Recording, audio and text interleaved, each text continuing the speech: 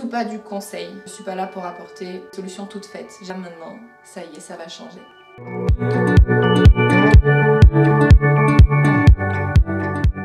Salut, je suis Amandine Ventadour et je suis consultante en parentalité.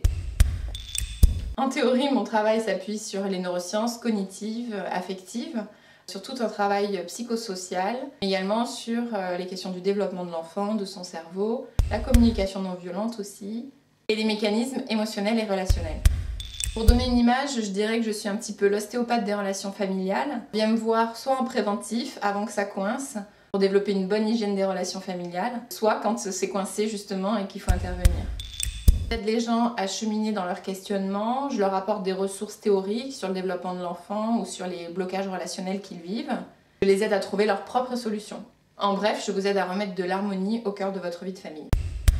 C'est surtout pas du conseil. Voilà, je suis pas là pour apporter des solutions toutes faites. J'aide les gens à trouver les leurs.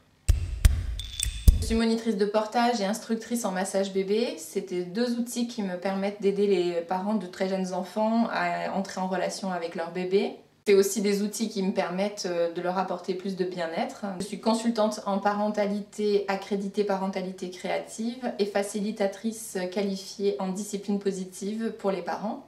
J'anime également les ateliers Mon Moment Magique dans lesquels on découvre des techniques pour prendre en main son bonheur.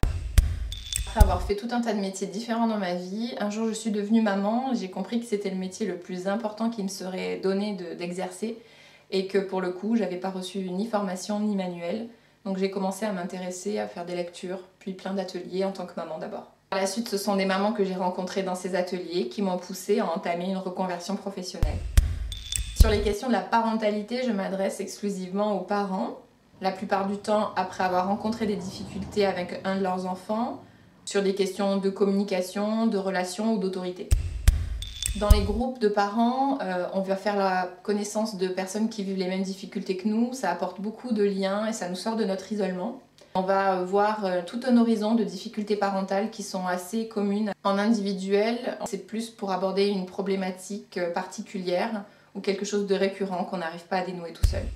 Je propose Vivre et grandir ensemble, un cycle créé par Catherine Dumonteil-Crémer, ainsi que la discipline positive de Jen Nelson et Lynn Lott. Ce sont deux approches très parallèles. Elles permettent à chacun de venir aborder les questions de la bienveillance éducative là où il en est sur son chemin. Et c'était important pour moi, étant donné qu'il n'y a pas qu'une seule recette qui fonctionne, de garder ces différentes approches. Mon moment magique, ça a été un petit peu le lien entre tout ce que je faisais. Je m'occupe des parents d'un côté pour leur donner des ressources sur leur parentalité. Je m'occupe des enfants, de leur donner des ressources pour bien vivre leurs émotions et leurs relations. Ce sont des ateliers dans lesquels on découvre de façon ludique comment prendre en main son bonheur.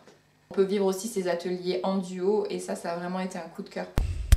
Souvent les parents me disent qu'ils ont retrouvé une confiance en eux, ils ont plus d'harmonie dans leur vie familiale, ils ont trouvé le plaisir de vivre avec leurs enfants et qu'ils sont plus créatifs dans leur recherche de solutions. Ce que je préfère, c'est quand je vois les gens qui comprennent le truc qui va pas, qui ont la petite étincelle et qui se disent là maintenant, ça y est, ça va changer.